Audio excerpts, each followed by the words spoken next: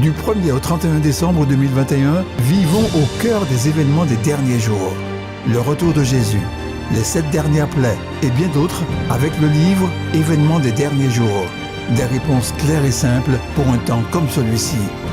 Infoline 05 96 63 10 97. Boutique Vie et Santé.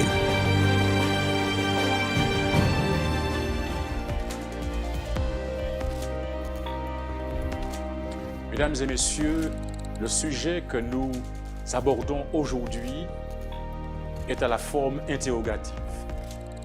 As-tu trouvé un bon avocat?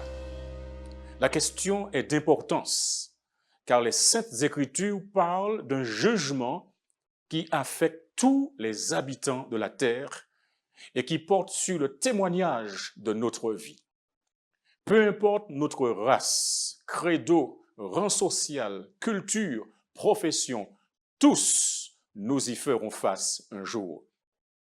L'apôtre Paul, l'un des éminents écrivains du Nouveau Testament, parle de ce jugement et évoque la réalité d'un tribunal, celui de Jésus-Christ, auquel nul être humain n'y échappera. Il en parle comme d'un passage obligé. Dans 2 Corinthiens, chapitre 5, verset 10, il déclare « Car nous tous comparaîtrons devant le tribunal de Christ, afin que chacun reçoive selon le bien ou le mal qu'il aura fait étant dans son corps. » En effet, il nous faut tous comparaître devant le tribunal de Christ, afin que nous recevions selon le bien ou le mal que nous aurons fait étant dans notre corps. Ce jugement dont il est question ici a un double objectif. Premièrement, justifier ou blanchir le caractère de Dieu, ce caractère qui a été sali devant l'univers par le diable. Deuxièmement, rétribuer tous en fonction de leurs œuvres. Et par rapport à cela, il est important que nous comprenions que Dieu donne à chacun une chance, l'opportunité de changer de voie. Et c'est pourquoi il nous dit, dans le livre des Actes, chapitre 17, verset 31, « Dieu, sans tenir compte des temps d'ignorance, annonce maintenant à tous les hommes en tout lieu qu'ils aient à se repentir. Parce qu'il a fixé un jour où il jugera le monde selon la justice, par l'homme qu'il a désigné et ce dont il a donné à tous une preuve certaine en le ressuscitant des morts. » Par ailleurs, Apocalypse chapitre 22, verset 12 déclare « Voici, je viens bientôt, et ma rétribution est avec moi pour rendre à chacun selon ce qu'est son œuvre. » Deuxièmement, le Christ, disent certains, est trop bon, trop gentil. Il ne pourra pas juger quiconque. Mais pensez-vous que le Christ soit trop bon, trop gentil pour juger quiconque? Je voudrais que vous prêtiez attention à ce que Jésus déclare lui-même dans Matthieu chapitre 25, versets 31 à 34. « Lorsque le Fils de l'homme viendra dans sa gloire, avec tous les anges, il s'assiera sur le trône de sa gloire. Toutes les nations seront assemblées devant lui. Il séparera les uns d'avec les autres, comme le berger sépare les brebis d'avec les boucs.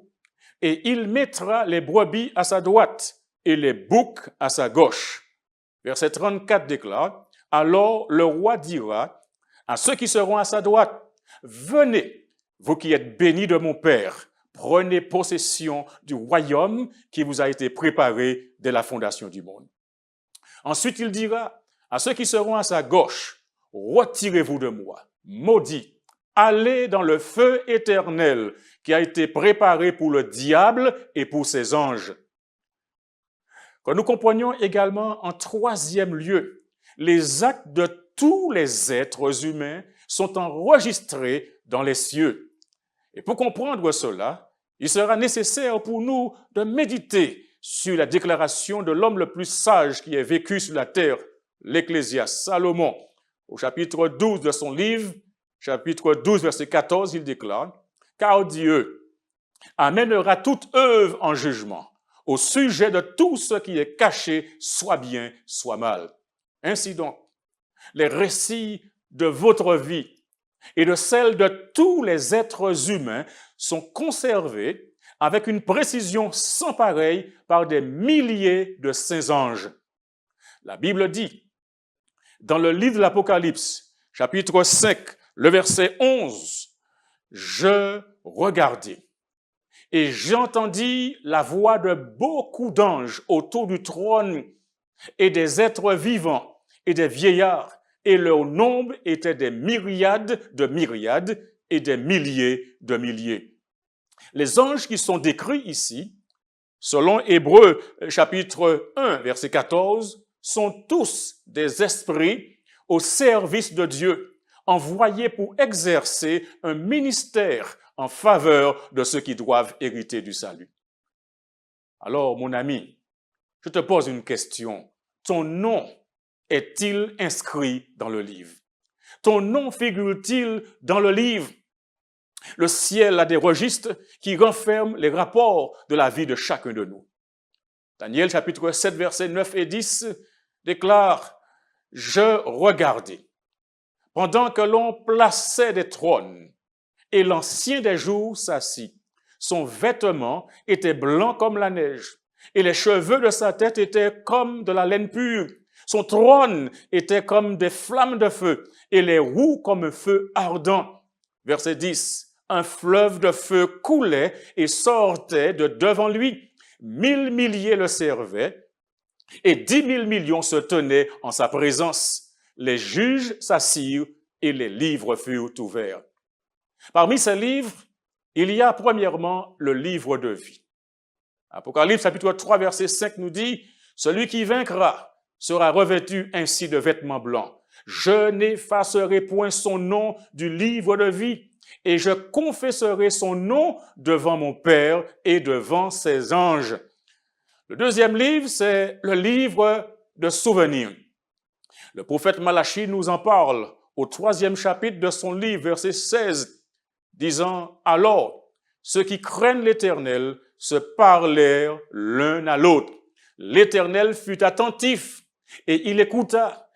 Un livre de souvenirs fut écrit devant lui pour ceux qui craignent l'Éternel et qui l'honorent son nom. » Et puis nous avons le rapport des mauvais actes.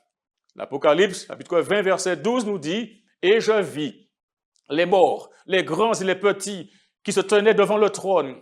Des livres furent ouverts, et un autre livre fut ouvert, celui qui est le livre de vie, et les morts furent jugés selon les œuvres d'après ce qui était écrit dans ces livres. » Tout cela, mesdames et messieurs, nous enseigne que Dieu ne travaille pas au hasard lorsqu'il établit la liste des sujets de son royaume.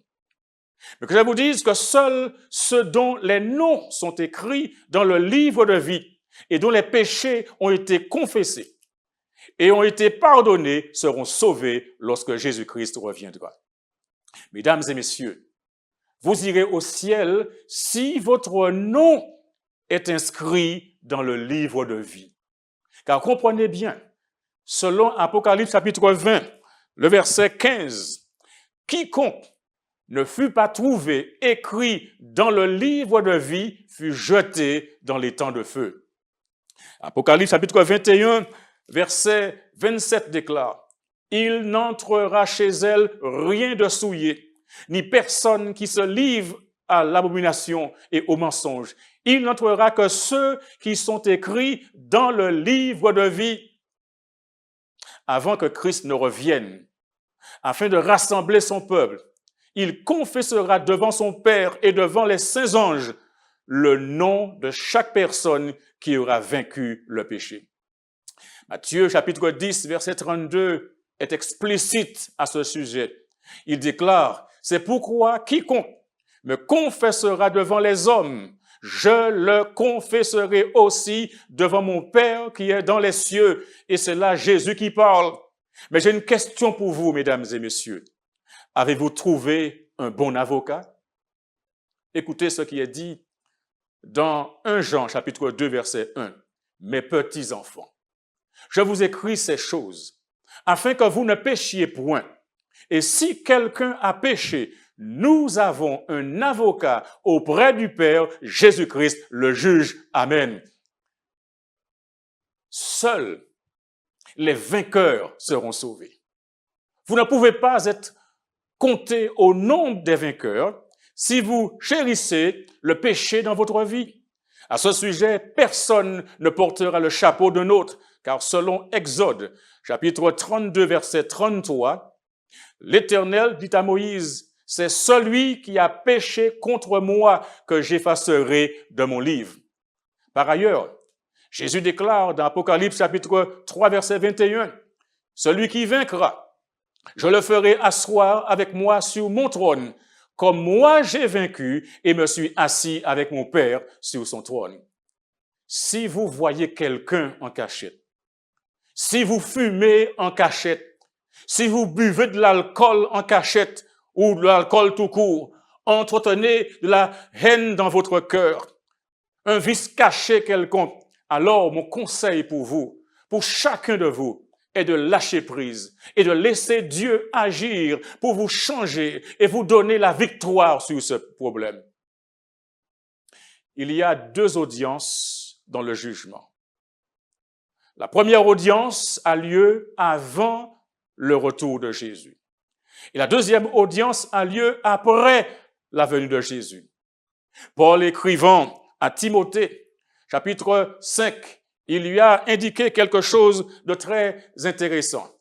Dans 1 Timothée, chapitre 5, verset 24, il lui déclara, « Les péchés de certains hommes sont manifestes, avant même qu'on les juge, tandis que chez d'autres, ils ne se découvrent que dans la suite. » Mais posons-nous la question. Par qui commence le jugement? Qui est concerné par ce jugement? Dans 1 Pierre, chapitre 4, verset 17, la Bible dit, « Car c'est le moment où le jugement va commencer par la maison de Dieu. Or, si c'est par nous qu'il commence, quelle sera la fin de ceux qui n'obéissent pas à l'évangile de Dieu? » Ainsi donc, le jugement qui a lieu avant la venue de Jésus-Christ commence par le peuple de Dieu qui confesse son nom, c'est-à-dire par ceux dont les noms ont toujours été inscrits dans le livre de vie. La récompense de chaque fidèle vainqueur est préparée avant le retour de Jésus-Christ. C'est pourquoi il ne faut pas se décourager. Lorsque les épreuves arrivent, il faut tenir bon. En effet, stipule l'Apocalypse chapitre 2, verset 10, « Ne crains pas ce que tu vas souffrir. Voici le diable jettera quelques-uns de vous en prison, afin que vous soyez éprouvés, et vous aurez une tribulation de 10 jours. Sois fidèle jusqu'à la mort, et je te donnerai la couronne de vie. » Il reviendra pour donner la récompense, mais afin de posséder la récompense pour ses enfants, leurs cas doivent être considérés avant que le Christ ne revienne. L'Apocalypse 22, verset 12 déclare, « Voici, je viens bientôt, et ma rétribution est avec moi, pour rendre à chacun selon ce qu'est son œuvre. » L'autre audience a lieu après le retour de Jésus-Christ, et elle concerne ceux qui sont rachetés et sont emmenés au ciel. La Bible dit que les saints anges jugeront, que les saints du moins jugeront le monde. Écoutez attentivement ce qui est dit dans 1 Corinthiens, chapitre 6, verset 2 et verset 3. « Ne savez-vous pas que les saints jugeront le monde? Et si c'est par vous que le monde est jugé, êtes-vous indigne de rendre les moindres jugements? Ne savez-vous pas que nous jugerons les anges et nous ne jugerions pas, à plus forte raison, les choses de cette vie? » Alors, dans ce contexte-là, on comprendra pourquoi telle ou telle personne n'a pas réussi, n'a pas été acceptée. On verra pour soi-même que Dieu est juste. Dieu a raison dans tous ses jugements. Et dans ce jugement, le nom de Dieu sera justifié, le nom de Dieu sera rétabli. Mes amis, Christ nous sert maintenant de médiateur dans les cieux. Il est notre grand prêtre auprès du trône de Dieu. Donc il est notre sauveur, notre avocat, qui plaide notre cas à la barre du tribunal céleste. Le prophète Daniel mentionne un personnage spécial dans ce tribunal. Il dit dans le livre qui porte son nom, au chapitre 7, verset 13, « Je regardais pendant mes visions nocturnes, et voici sur les nuées des cieux arriva quelqu'un de semblable à un fils de l'homme. Il s'avança vers l'ancien des jours, et on le fit approcher de lui. » L'ancien des jours, c'est Dieu. Les anges sont les témoins. Les livres sont les évidences, les pièces à conviction, les preuves. Le Fils de l'homme est notre Sauveur, Jésus-Christ. Dans les mérites de sa propre vie parfaite et dans sa mort, il intercède pour tous ceux qui l'ont accepté. Mais Jésus-Christ achèvera bientôt son œuvre en tant que médiateur. Et ce qui suit est terrible. Daniel nous en parle en termes de détresse.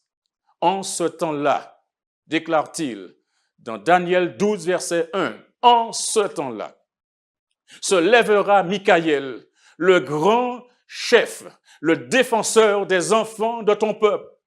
Et ce sera une époque de détresse, telle qu'il n'y en a point eu de semblable depuis que les nations existent jusqu'à cette époque.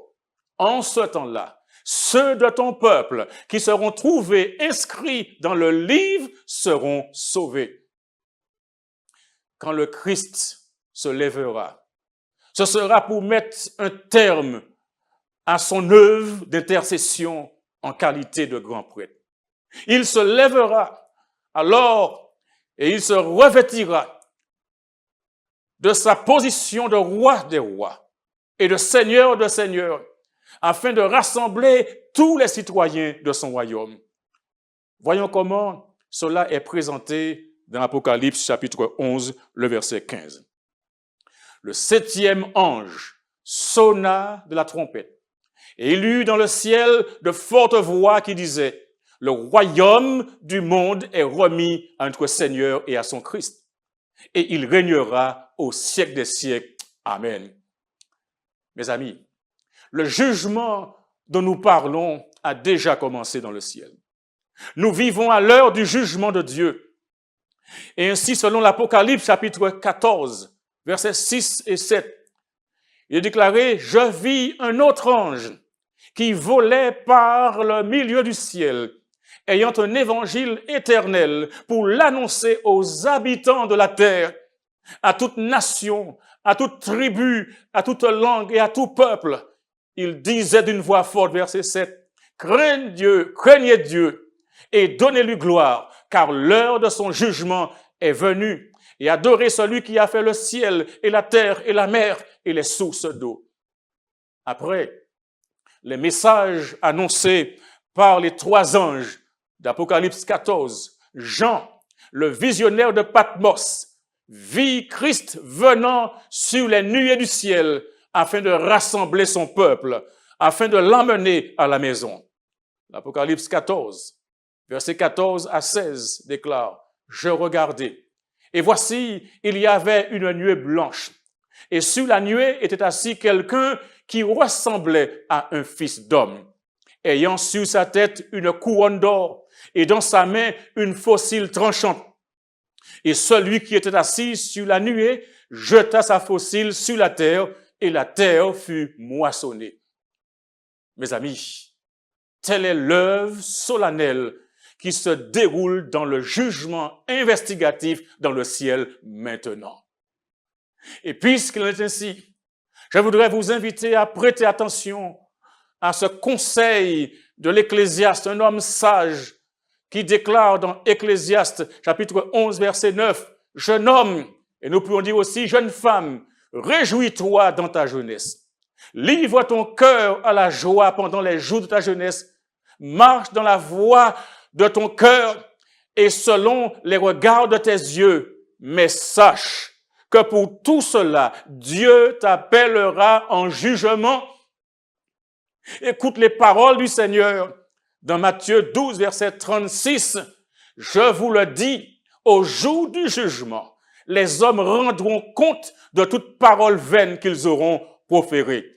Écoute encore ce qu'il dit dans Jean 5, verset 29. Ceux qui auront fait le bien ressusciteront pour la vie, mais ceux qui auront fait le mal ressusciteront pour le jugement. Et au verset 22, cela est très important. Jésus déclare, le Père ne juge personne, mais il a remis toutes choses, il a remis tout jugement au Fils. Écoute ce que Jean, chapitre 5, verset 24 déclare. Et Jésus te parle encore. En vérité, je vous le dis, celui qui écoute ma parole et qui croit à celui qui m'a envoyé a la vie éternelle et ne vient point en jugement, mais il est passé de la mort à la vie. Alléluia. Mon ami, as-tu trouvé un bon avocat? Rappelle-toi que dans ce tribunal, aucun avocat terrestre, peu importe son éloquence, sa popularité, son efficacité, aucun avocat terrestre dans ce jugement n'est compétent. Un seul est compétent, Jésus-Christ, le juste. Je t'invite à l'accepter comme ton sauveur. Je t'invite à l'accepter comme ton Seigneur et à faire tout ce qu'il te demande afin d'être prêt pour sa venue. Mon ami, la décision t'appartient, mais j'insiste, accepte l'invitation et prends Jésus pour ton avocat. Car sans Jésus, tu n'as pas d'avenir. Sans Jésus, il n'y a pas d'échappatoire. Sans Jésus, il n'y a pas de libération. Ta vie, ton futur, ton sort se trouve entre les mains de Jésus. Alors accepte-le comme ton avocat et tout ira bien. Oui, tout ira bien.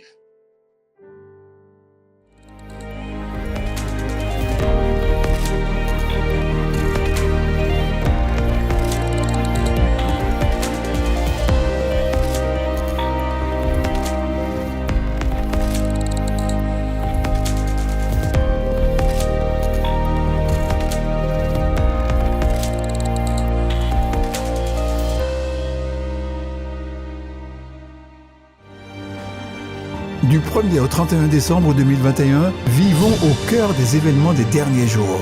Le retour de Jésus, les 7 dernières plaies et bien d'autres avec le livre « Événements des derniers jours ».